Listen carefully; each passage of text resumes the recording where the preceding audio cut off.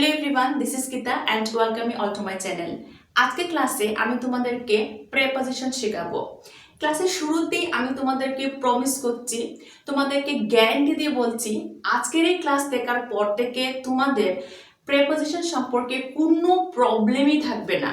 কারণ আমি এই ক্লাসে তোমাদেরকে প্রেপোজিশন কাকে বলে, প্রেপোজিশনের সংজ্ঞা কি, রুলস কি, এই সম্পর্কে একদম বলবো না।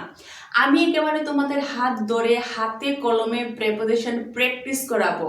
ওকে, দেখো তোমাদের এই মুহূর্তে যারা ক্লাসটা দেখছো তোমাদেরকে আমি অনুরোধ করে বলছি, তোমাদের মাথায় প্রেপোজিশন সম্পর্কে যত জাবরা আবর্জনা রয়েছে এগুলিকে ঝেড়ে ফেলো এবং এই মুহূর্তে তোমরা একদম তোমাদের ফুল ফোকাসটা আমার ক্লাসে রাখো, আমার কথাগুলি মন দিয়ে শোনো। দেখবে আজকের এই ক্লাসের পর থেকে তোমার প্রেপোজিশন শিখতে আর কতটা বেশি ইচ্ছে হবে। এতদিন হয়তো মুখস্থ করে করে শিখেছো, দেখো প্রেপোজিশনের চ্যাপ্টারটা এত বড়, তুমি কত প্রেপোজিশন মুখস্থ করবে? প্রেপোজিশনগুলোকে মুখস্থ করে তুমি ততটা শিখতে পারবে না। আজকে ক্লাসটা দেখার পরে আমি তোমাদেরকে গ্যারান্টি দিয়ে বলছি, ইংরেজি ভাষা তোমরা যারা এত দিন ধরে শিখতে চাইছো তারা অবশ্যই ইংরেজি ভাষার উপর একটা দখল করে নিতে পারবে, কারণ আজকে ক্লাসটা তোমাদের জন্য খুবই ইন্টারেস্টিং হয়ে উঠবে। তাহলে চলো আর সময় নষ্ট না করে ক্লাসটা শুরু করি। তো আজকে ক্লাসে আমি তোমাদেরকে স্পেশালি শেখাবো প্রেপোজিশন এট এর ব্যবহার। একটা কথা বলি, আমরা সবাই সারাদিন ঘড়িতে কখন কয়টা বাজে সেটা দেখি। হ্যাঁ, ধরো এটা হচ্ছে একটা ঘড়ি, ঠিক আছে?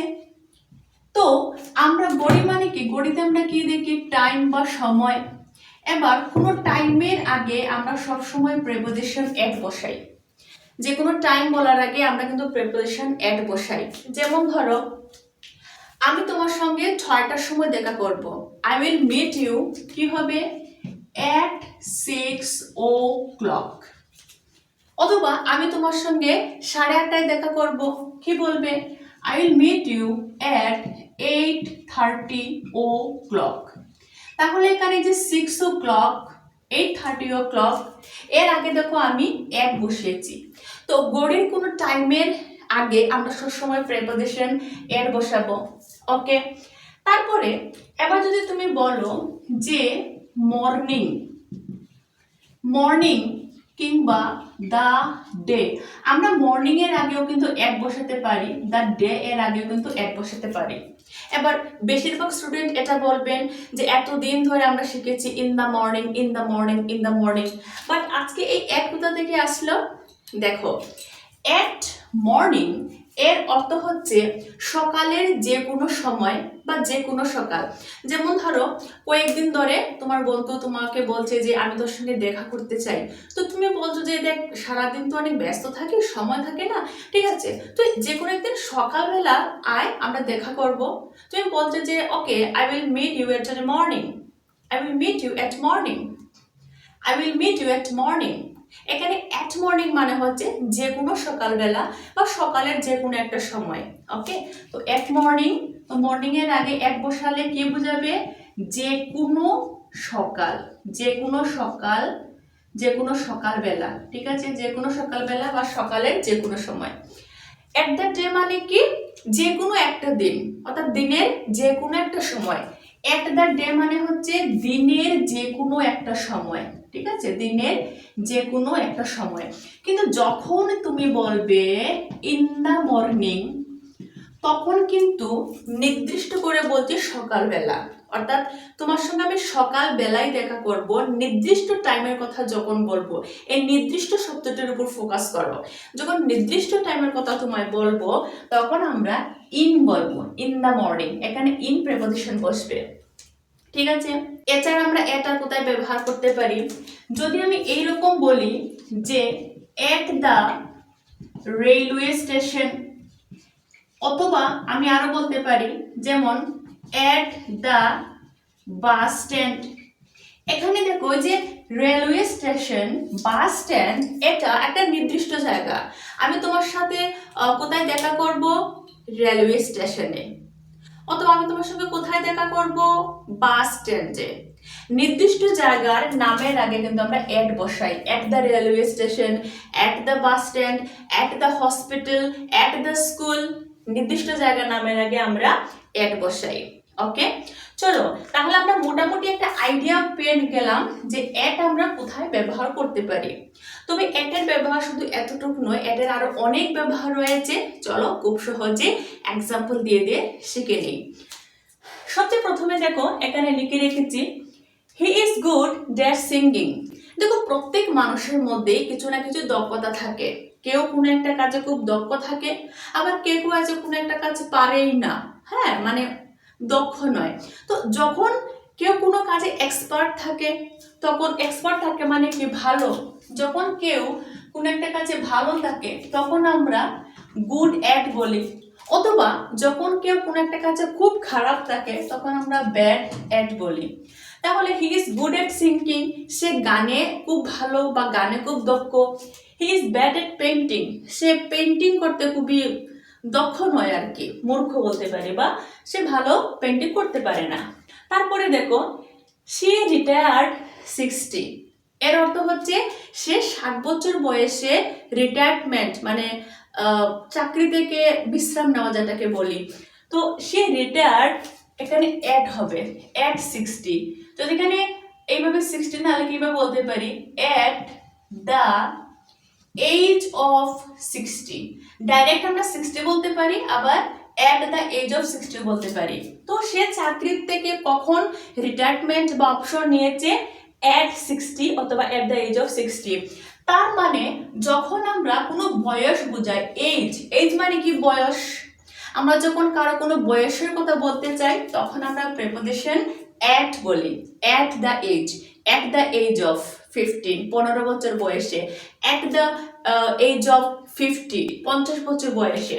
তো বয়সের আগে প্রিপোজিশন অ্যাট বসে। ওকে, এবার এই এক্সাম্পলটা দেখো, ভালো লাগবে তোমাদের। The story is dash page 15, গল্পটি 15 নম্বর পেজে আছে। যখন আমরা এজ বলেছি তখন অ্যাট ব্যবহার করেছি, কিন্তু যখন পেজের কথা বলবো তখন কিন্তু আমরা অন ব্যবহার করব।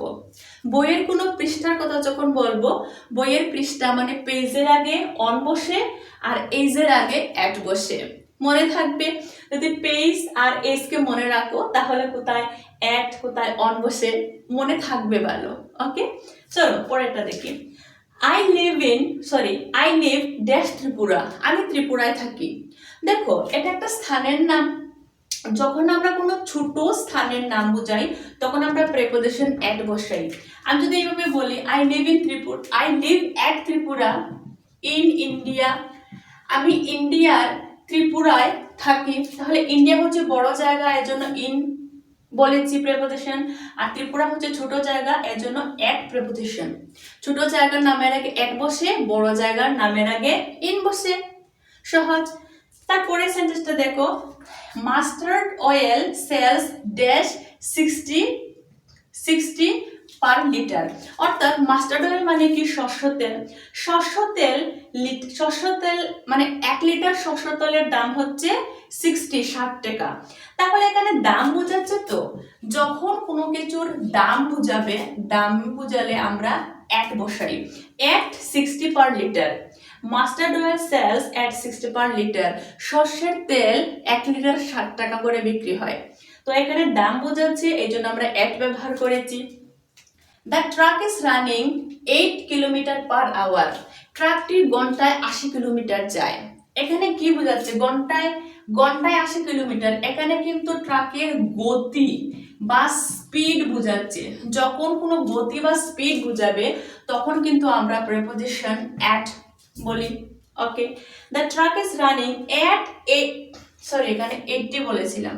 আচ্ছা, the truck is running at 80 kilometre per hour, ট্রাকটি ঘন্টায় 80 কিলোমিটার যায়। এখানে গতি বোঝাচ্ছে, এই জন্য প্রিপোজিশন অ্যাট বলেছি। Got it. তারপরে দেখো, I am dash work right now, আমি এই মুহূর্তে কাজে আছি। I am dash work right now, আমি এই মুহূর্তে কাজে আছি। যখন আমরা মানে অল্প সময়ের জন্য যখন আমরা কাজে থাকি, যখন কোনো কাজে অল্প সময়ের জন্য থাকি তখন আমরা প্রেপোজিশন অ্যাট বলি। I am at work right now, আমি এই মুহূর্তে কাজে আছি। তাহলে এখানে অল্প সময়ের কাজ বোঝানোর জন্য আমরা প্রেপোজিশন অ্যাট বলেছি। পরেরটা দেখো, my sister works dash private school. আমার বোন একটা প্রাইভেট স্কুলে কাজ করে। এখানেও যদি অল্প সময়ের জন্য বলি যে আমার বোন অল্প সময়ের জন্য প্রাইভেট স্কুলে কাজ করে, তাহলে এখানে কিন্তু প্রেপোজিশন অ্যাট বসবে। যদি সময় অল্প বোঝায়, সময় অল্পের জন্য যখন তুমি অল্প সময়ের জন্য যখন তুমি কোনো কাজ করবে তখন কিন্তু প্রেপোজিশন অ্যাট বসে, মনে থাকবে। I will meet you dash dinner. এখানে ডিনার কি? ডিনার হচ্ছে খাবার, মানে ফুড। যখন আমরা কোনো খাবারের কথা বলি, ডিনার কিংবা লাঞ্চ কিংবা ব্রেকফাস্ট, ওকে, ডিনার লাঞ্চ ব্রেকফাস্ট এই ধরনের খাবার যদি বোঝায়, খাবারের আগে আমরা প্রেপোজিশন অ্যাট বসাই। মনে থাকবে, যে কোনো খাবারের নামের আগে আমরা অ্যাট বসাবো। I will meet you at dinner, অর্থাৎ রাতের খাবারের সময় আমি তোমার সঙ্গে দেখা করব বা সাক্ষাৎ করব। মিট মানে কি? সাক্ষাৎ করা বা দেখা করা। I will meet you at dinner, আমি রাতের খাবারে তোমার সঙ্গে দেখা করব।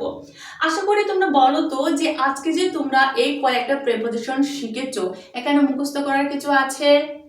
অবশ্যই না, এখানে মুখস্থ করার কিছু নেই। এই জন্যই আমি ক্লাসের শুরুতেই বলেছিলাম যে প্র্যাকটিস করো, প্রত্যেকদিন প্র্যাকটিস করো। প্র্যাকটিস যত বেশি করবে তত বেশি এগুলি মনে থাকবে। মুখস্থ করে প্রেপোজিশন এত বড় একটা চ্যাপ্টার, সেটা মনে রাখা আমার মনে হয় কিছুতেই সম্ভব নয়। যদি আজকের ভিডিওটি তোমাদের কাজে আসে অবশ্যই একটা লাইক করবে। যদি চ্যানেলে তুমি প্রথমবার হয়ে থাকো, now subscribe my channel to get more information. Thank you very much.